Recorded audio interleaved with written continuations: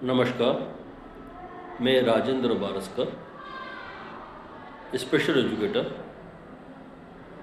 RKB special education channel में मैं अपने सभी दर्शकों का बहुत बहुत स्वागत करता हूँ।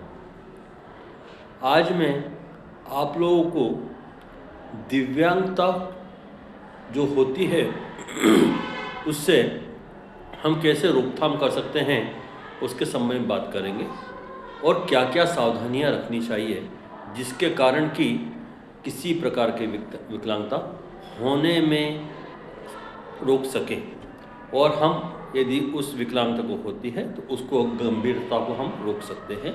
इसका प्रयास करना चाहिए, इसके बारे में आज मैं बताऊंगा। और मैंने अभी तक आप लोगों को जिस विकलांगता का दिव्यांगता का क्या क्या कारण होते हैं चरणों के अनुसार बताए हैं। पहले चरण में मैंने आपको बताया था कि गर्भधारण के पूर्व, दूसरे चरण में मैंने बताया था गर्भावस्था के दौरान, तीसरा चरण में बताया था प्रसव के समय और चौथा मैंने बताया था जन्म के पश्चात। इसके बारे में मैंने बताया था। आज मैं इन सब के बाद मैं आप लोगों को बताने वाला हूँ कि हम दिव्यांगता को कैसे रोक सकते हैं होने से। इसके लिए सबसे ज़्यादा ज़रूरी है कि हम सब ही लोगों को जागरूक होना बहुत आवश्यक है। और मेरा यह वीडियो बनाने का यही उद्देश्य है कि समाज के अधिकतर लोगों को मैं जागरूक कर सकूं और दिव्यांग होने से रोक सकूं और जो हो गए हैं उनकी गंभीरता को बढ़ने से रोक सकूं, ये मेरा प्रयास है। तो आप सभी से मेरा निवेदन है कि मेरे इस चैनल को सब्सक्राइब करें, अधिक से अधिक इसको लोगों तक पहुंचाएं जिससे कि लोगों को जानकारी मिल सके और दिव्यांगता को हम रोक सकें और उसको हम गंभीरता को भी रोक सकें। तो कुछ रोकथाम के कारण हैं।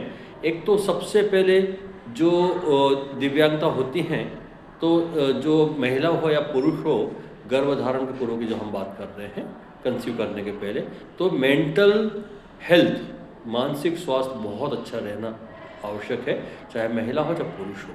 क्योंकि यदि उनका मानसिक स्वास्थ्य अच्छा नहीं है तो संभावनाएं बहुत ज़्यादा होती हैं कि जो होने हम महिला कंसीव करती है तो उसके गर्भ में जो पड़ने वाला भ्रूण है उसमें किसी न किसी प्रकार की विकृति आने की संभावना बढ़ जाती है। तो एक तो सबसे बड़ा एक ये है। दूसरा ये है कि किसी प्रकार का तनाव या अवसाद या मानसिक रोग बहुत सारे हैं, उनसे हमें बचना ही चाहिए, जिसके कारण यदि हम इस चीज़ से बचते हैं और यदि है तो हम उसकी दवाइयाँ प्रॉपर तरीके से लें। और दवाइयाँ लेने से कई बार रोग भी नियंत्रित हो जाते हैं और हमारे होने वाली पीढ़ी स्वस्थ होती है। एक तो ये कारण है। दूसरा ये है कि जो भी कपल है वो नशे से, हर प्रकार के नशे से बचना अति आवश्यक है। यदि नशा करते हैं तो उसके साइड इफेक्ट बहुत ज़्यादा होते हैं और इसके कारण भी संभावनाएं बढ़ जाती हैं कि हमारे शरीर के अंदर विकृतियां हो जाएंगी, प्रॉब्लम्स हो जाएंगे और बहुत सारे हार्मोनल डिसऑर्डर्स हो जाएंगे, तो जिसके कारण भी हमारा मूड में भी प्रॉब्लम्स हो जाते हैं। तो हमें उस चीज़ से बचना चाहिए। अन्य है कि बहुत अधिक उम्र में महिला ने बहुत अधिक उम्र में कंसीव नहीं करना चाहिए। संभावनाएं बहुत ज़्यादा होती हैं कि अधिक उम्र में यदि कंसीव करते हैं तो संभावना ये है कि होने वाला शिशु जो है वो दिव्यांग हो, ऐसा संभावना है, ना कि निश्चित है। और भी कारण है कि बहुत कम उम्र में यदि गर्भधारण करते हैं कि आजकल तो नियम है कि 16-17 साल के पहले नहीं करना चाहिए, 21 साल में विवाह होते हैं, तो उसके पहले यदि हम कंसीव करते हैं 18 वर्ष के पहले या कम उम्र में कंसीव करते हैं तो उसके कारण भी दिव्यांगता होने की संभावनाएं बढ़ जाती हैं। बार बार एबॉर्शन करना भी हमारे शरीर के लिए, गर्भवती महिला के लिए या उस स्त्री के लिए शरीर को कमज़ोर करता है और मुश्किलें तैयार करता है। ये तो कुछ है। दूसरा यह है कि बहुत गंभीर बीमारियों से बचना चाहिए। उन गंभीर बीमारियों के यदि है तो फिर हमें उसका इलाज कराएं और उसको डॉक्टर के कंसर्न से ही हम लोग उसके बाद में कंसीव करने के बारे में सोचें और प्रयास करना चाहिए कि जो होने वाला शिशु है वो स्वस्थ हो। ये बहुत ज़्यादा ज़रूरी है। इसके बाद में ये है कि हम लोग को कोशिश करना चाहिए कि किसी प्रकार के आंतरिक चोट नहीं होना चाहिए। यदि आंतरिक चोट लगती है तो कहीं ना कहीं समस्या होने की संभावनाएं हो जाती हैं। शरीर में यदि विकृतियाँ होती हैं, गर्भधारण में यदि विकृतियाँ हो जाती हैं, तो फिर वो डिलीवरी होने में या कंसीव करने में या उसके बाद में यदि वो गर्भ को विकसित होने में या डेवलप होने में प्रॉब्लम्स हो जाती है, जिसके कारण भी दिक्कतें हो जाती हैं। इससे ही बचना पड़ता है। बहुत ज़्यादा ज़रूरी है कि बहुत कम वजन का ही बहुत बड़ा रहता है। किसी महिला का, फीमेल का यदि वजन बहुत कम है तो कंसीव करने में उनको भी दिक्कतें होती हैं। वो दिक्कतें होती हैं तो उनको बहुत ज़्यादा परेशानियां होने की संभावना बढ़ जाती है। तो ये भी हमें एक ध्यान रखना पड़ेगा। और सबसे ज़्यादा मैं ये कहना चाहता हूँ कि जो भी महिला हो या पुरुष, सबको हेल्दी डाइट लेना बहुत ज़रूरी है। हेल्दी डाइट लें और बैलेंस डाइट लें, बहुत ज़्यादा ज़रूरी है। उसके बाद भी ये व्यवस्थित हो पाता है। और भी है कि जैसे कि कई ऐसे फीमेल्स हैं जिनको कि ब्लीडिंग्स वगैरह का बड़ी प्रॉब्लम्स होती हैं, वो भी एक बहुत बड़ी दिक्कत हो जाती है। इसका भी हमें ध्यान रखना पड़ेगा। मैं कुल मिला के ये है कि हमें हर उस समस्या से बचना चाहिए कि हम स्वस्थ हैं, उसके बाद ही हम कंसीव करवाएं या करें तो ज़्यादा बेहतर होता है। तो ये ज़्यादा ज़रूरी है। दूसरा, गर्भावस्था के दौरान बहुत सारी समस्याएं होती हैं कि कई बार गर्भवती महिलाओं के फ्लूइड ज़्यादा बन जाता है या फ्लूइड बिल्कुल सूख जाता है या भ्रूण घूमता नहीं, घर में घूमता नहीं है, या बहुत सारे ऐसे, या उसका विकास सही तरीके से नहीं होता है, खून की कमी हो जाती है, थायराइड हो जाता है, और भी गंभीर बीमारियां हो जाती हैं, और नशा वगैरह के कारण इन सब चीज़ों से कुल मिला के बचना पड़ेगा। तभी वो गर्भ में जो पल रहा है भ्रूण, उसका अच्छे तरीके से विकास हो पाएगा, डेवलप हो पाएगा, तो वो ही स्वस्थ हो पाएगा। तो हमें रेगुलरली डॉक्टर्स के कंसर्न में रहना पड़ेगा गर्भवती महिला को, और कंसर्न के बाद में जो वो गाइड करते हैं, परामर्श देते हैं, काउंसलिंग देते हैं या गाइड करते हैं, हमें उसका ध्यान रखना पड़ेगा और हम उसको फॉलो करें तो ज़्यादा बेहतर होगा। तीसरा कारण होता है कि यदि जो प्रसव के समय में बहुत सारा, क्योंकि उसमें बहुत ज़्यादा ज़रूरी जो मेडिकल प्रैक्टिशनर होता है उनको बहुत ज़्यादा ज़रूरी ध्यान रखना पड़ता है। और दूसरा, जो प्रेग्नेंट लेडी है उनको ध्यान रखना पड़ेगा कि उनको पेन हो रहा है, नहीं हो रहा है। पेन हो रहा है, पेन, लेबर पेन होना बहुत ज़रूरी है। नहीं हो रहा है तो प्रॉब्लम होती, हो रहा है बहुत ज़्यादा हो रहा है तो हमें डॉक्टर से कंसल्ट करना पड़ेगा और टाइम के अंदर उसे वहाँ पे जाना पड़ेगा। ऐसा नहीं कि हम अपने मर्जी से कोई भी दवाइयाँ लेना शुरू कर दें और हम अपने लिए प्रसव के लिए प्रयास करें, तो ये हमें बिना डॉक्टर के कंसल्ट के नहीं करना चाहिए।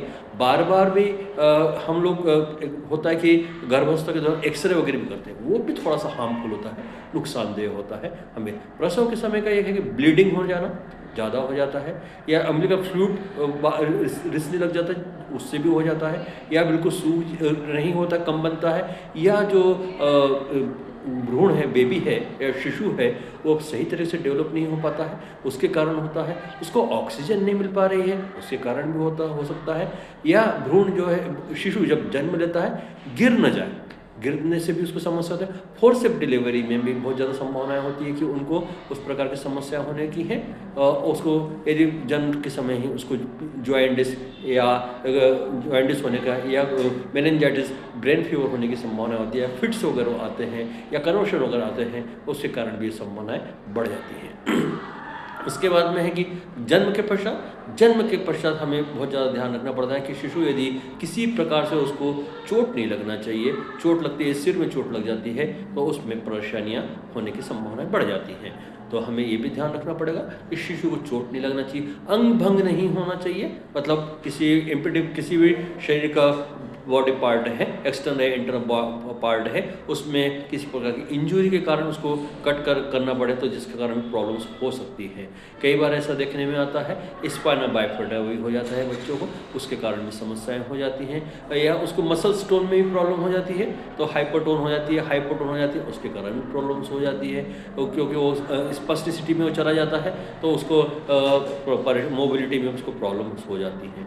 तो ये भी और उसको बिना डॉक्टर कंसल्ट किए यदि परेशानियां हैं बच्चे को, हम तो बिना डॉक्टर कंसल्ट के दवाइयाँ दे देते हैं, उसके कारण भी हो जाता है। घर में तनाव होता है किसी प्रकार का, मानसिक, भावनात्मक या इकोनॉमिक जो भी समस्याएं होती हैं, उसके कारण भी तनाव होता है, उससे भी बचना पड़ेगा, नहीं तो उसका प्रभाव हमारे बच्चे को बहुत ज़्यादा पड़ता है।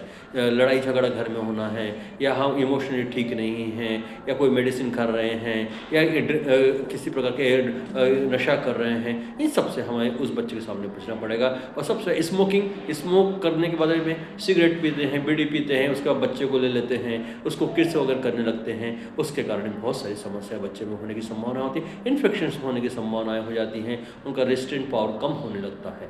तो हमें कुल मिला के ये ध्यान रखना पड़ेगा कि जो भी बच्चा है यदि उसमें परेशानियां हैं तो हमें सबसे पहले उसको आइडेंटिफाई करना ज़रूरी है। यदि हमें किसी प्रकार की परेशानियां समझ में आती हैं तो डॉक्टर को संपर्क करके और हमें विशेषज्ञ से संपर्क करके उनसे इंटरवेंस करने के लिए बोलना पड़ेगा, तो वो ज़्यादा अच्छा होगा। जितने कम उम्र में बच्चे का यदि हम आइडेंटिफिकेशन कर पाते हैं, इंटरवेंशन करते हैं, तो उसमें सीवियरिटी होने की संभावनाएं बहुत कम होती हैं। तो हमें ये सब चीज़ों का बहुत ध्यान रखना ज़रूरी है। तो मेरा कुल मिला के सभी मेरे दर्शकों से निवेदन है कि यह वीडियो को अधिक से अधिक लोगों तक पहुंचाएं, और जिन घरों में ऐसे बच्चे हैं उनको सावधानी के उपयोग से हमें इनको बताना पड़ेगा कि भैया बच्चे की सावधानियों को इस प्रकार ध्यान रखना पड़ेगा, प्रॉपर तरीके से उसको ट्रेनिंग कराना पड़ेगा, उसको रिहेबिलिटेशन प्रोफेशनल के साथ में काम करना पड़ेगा। ये सब चीज़ों को ध्यान रखते हैं उसको हम यदि कर पाते हैं तो बच्चे में बहुत ज़्यादा फ़ायदा हो जाता है और उसमें इम्प्रूवमेंट हो जाता है। और कोशिश करते हैं कि जितने कम उम्र में 6 साल से कम उम्र में यदि हमारे पास बच्चा मिलता है तो उसमें इम्प्रूवमेंट के बहुत ज़्यादा चांसेस होते हैं। अधिक उम्र होने के बाद में वो चीज़ें उसके बॉडी में इस्टेब्लिश हो जाती है, तो फिर उसको चेंज करना और उसके बिहेवियर को चेंज करना थोड़ा मुश्किल जाता है, लेकिन करना पड़ता है। तो ये मेरा सभी अभिभावकों से निवेदन है कि अधिक से अधिक इस चैनल को सब्सक्राइब करें और लोगों तक इस वीडियो को पहुंचाएं, और जितने भी हमारे लोग हैं समाज में उनके पास में वीडियो को अधिक से अधिक पहुंचाएंगे तो आपको बहुत लाभ होएगा, समाज को बहुत लाभ होगा, और हम ये ऐसे दिव्यांग व्यक्तियों को समाज की मुख्य धारा में जोड़ने का प्रयास करेंगे। बहुत बहुत धन्यवाद। नमस्कार।